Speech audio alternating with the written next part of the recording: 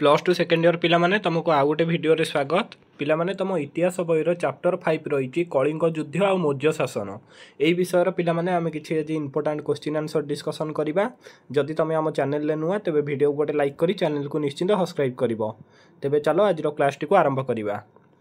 तेबे पिला माने तुम पई प्रथम क्वेश्चन रही निम्नोक्त किए अशोकंकर पिता थिले। ऑप्शन देछि चंद्रगुप्त, बिंदुसार, समुद्रगुप्त ना बिंबिसार।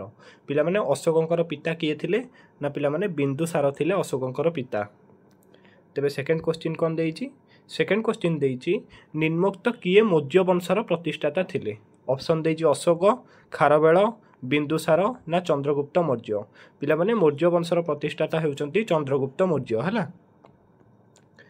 ए क्वेश्चन आंसर पिला माने तमे कहिबो। अशोक केबे सिंहासन आरोहण करथिले? ऑप्शन देछि ख्रीष्टपूर्व 271, 275, 273 ना 277। ए आंसर पिला माने तमे कमेंट रे निश्चिंत कहिबो हैला। तेबे 4 नंबर देखिबा। 4 नंबर पचारछि सारनाथर बौद्ध स्तंभ काहा द्वारा निर्मित होइथिला? पिला माने सारनाथर बौद्ध स्तंभ काहा द्वारा निर्मित होइथिला? ऑप्शन देछि अशोक, बिंदुसार, खारवेल ना चंद्रगुप्त मौर्य। पिला माने सारनाथर बौद्ध स्तंभ पिला माने अशोकंकर द्वारा निर्मित होइथिला। तेबे 5 नंबर देखिबा। 5 नंबर पचारछि अशोक केउ शिलालेख रे कलिंग युद्धर उल्लेख अछि? अशोकंकर पिला माने केउ शिलालेख रे कलिंग युद्धर उल्लेख अछि? ऑप्शन देछि द्वादश शिलालिपि, चतुर्दश शिलालिपि, त्रयोदश शिलालिपि ना अष्टादश शिलालिपि। पिला माने कोउथरे कलिंग युद्धर उल्लेख अछि ना पिला माने त्रयोदश शिलालिपि रे कलिंग युद्धर उल्लेख अछि। तेबे 6 नंबर देखिबा। 6 नंबर पचारछि निम्नोक्त केउंटी कलिंगर राजधानी थिला? ऑप्शन देछि पाटलिपुत्र, तोसाली, उज्जयिनी ना ब्रह्मपुत्र। पिला माने केउंटी कलिंगर राजधानी थिला ना पिला माने तोसाली थिला कलिंगर राजधानी। तेबे 7 नंबर देखिबा। 7 नंबर पचारछि निम्नोक्त केउ बौद्ध सन्यासीଙ୍କ द्वारा अशोक बौद्ध धर्म रे दीक्षित होइथिले? ऑप्शन देछि मोगली पुरतिस ना सारीपुर ना उपगुप्त ना शिलादित्य। काहा द्वारा पिला माने को बौद्ध सन्यासीଙ୍କ द्वारा अशोक बौद्ध धर्म रे दीक्षित होइथिले? ना पिला माने उपगुप्तଙ୍କ द्वारा अशोक बौद्ध धर्म रे दीक्षित होइथिले। तेबे 8 नंबर देखिबा। 8 नंबर पचारछि निम्नोक्त मध्यरु केउ मसिया रे अशोक कलिंग आक्रमण करथिले? ख्रीष्टपूर्व 260, 265, 261 ना 266। केउ मसिया रे पिला माने अशोक कलिंग आक्रमण करथिले ना पिला माने ख्रीष्टपूर्व 261 मसिया रे अशोक कलिंग आक्रमण करथिले। तेबे 9 नंबर देखिबा। 9 नंबर पचारछि अशोक निज नीति को कार्यकारी करिया पई केउ नामधेय एक नूतन कर्मचारी सृष्टि करथिले? ऑप्शन देछि कर्म महामात्र, युद्ध महामात्र, धर्म महामात्र ना शांति महामात्र। केउ कर्मचारी पिला माने सृष्टि करथिले ना पिला माने धर्म महामात्र नामक कर्मचारी को से सृष्टि करथिले। तेबे 10 नंबर देखिबा। 10 नंबर पचारछि अशोक धर्म प्रचार पई निज पुत्र और कन्या को केउ स्थान को प्रेरण करथिले? ऑप्शन देछि सिंहल, बर्मा, अफगानिस्तान ना चीन। केउठी पिला माने प्रेरण करथिले ना पिला माने सिंहल को पठाइथिले। तेबे 11 नंबर देखिबा। 11 नंबर पिला माने रहिछि निम्नोक्त केउ मसिया रे अशोकंकर मृत्युवरण होइथिला? ख्रीष्टपूर्व 259, 232, 261 ना 265।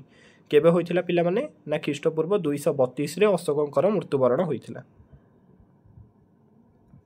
तेबे देखिया 12 नंबर। 12 नंबर पचारछि निम्नोक्त केउ मसिया रे चंद्रगुप्त मौर्य साम्राज्य प्रतिष्ठा करथिले? मौर्य साम्राज्य पिला माने केबे प्रतिष्ठा होइतिला? ऑप्शन देछि ख्रीष्टपूर्व 321, 328, 329 ना 330। केबे हितिला पिला माने मौर्य साम्राज्य प्रतिष्ठा केबे हितिला ना पिला माने 321 ख्रीष्टाब्द रे चंद्रगुप्त मौर्य साम्राज्य रो प्रतिष्ठा करथिले। तेबे 13 नंबर देखिबा। 13 नंबर पचारछि काहांकु देवानाम प्रियदर्शिनी बोली अभिहित करा जाइछि? ऑप्शन देछि अशोक, खारवेल, चंद्रगुप्त मौर्य ना बिंदुसार। काहाकु पिला माने करा जाइछि ना अशोकंकु देवानाम प्रियदर्शी बोली अभिहित करा जाइछि। तेबे 14 नंबर देखिबा। 14 नंबर पचारछि मौर्य शासन विषय रे जानिया पई केउ राजांक अभिलेख अधिक गुरुत्वपूर्ण? ऑप्शन देछि अशोक, खारवेल, चंद्रगुप्त मौर्य ना समुद्रगुप्त। पिलामाने मौर्य शासन विषय रे जानिया पई केउ राजांको अभिलेख अधिक गुरुत्वपूर्ण ना पिलामाने चंद्रगुप्त मौर्यंको अभिलेख अधिक गुरुत्वपूर्ण। तेबे पिलामाने 15 नंबर देखिबा। 15 नंबर पचारची मौर्य सरकार निम्नोक्त केउ शासन उपरे प्रतिष्ठित थिला। ऑप्शन देछि राजतंत्र, संघीय, गणतंत्र ना एकछत्रवाद।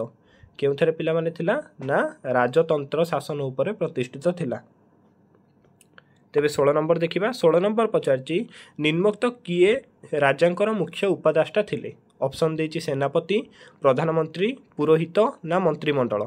पिलामाने किए थिले ना पिलामाने प्रधानमंत्री थिले राजांकर मुख्य उपदेष्टा। तेबे 17 नंबर देखिबा। 17 नंबर पचारची मौर्य राजांकर धर्म उपदेष्टा को कौन कहा जाउथिला। पिलामाने ऑप्शन देछि राजपुत्र, पुरोहित, धर्म महामात्र ना सेनापति। पिलामाने मौर्य राजांकर धर्म उपदेष्टा को कौन कहा जाउथिला ना पिलामाने पुरोहित बोली कहा जाउथिला। पुरोहित होछि राइट आंसर। तेबे 18 नंबर देखिबा। 18 नंबर पचारची कलिंग युद्ध अशोकଙ୍କ ठारे की परिवर्तन आनिथिला।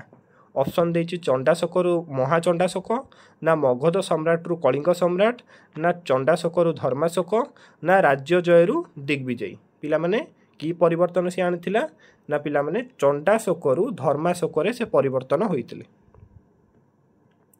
तेबे 19 नंबर देखिबा। 19 नंबर पचारची कलिंग युद्ध परे अशोक निम्नोक्त मध्यरु केउटिको त्याग करथिले। ऑप्शन देछि गृह त्याग, अस्त्र त्याग, आमिष त्याग ना भोजन त्याग। पिलामाने कौन को अशोक त्याग करथिले ना पिलामाने अस्त्र त्याग करथिले। 20 नंबर देखिबा। 20 नंबर पचारची मौर्य शासन ने निम्नोक्त केउ प्रथा संपर्क रे कौटिल्यଙ୍କ लेखारु आभास मिलिथाय।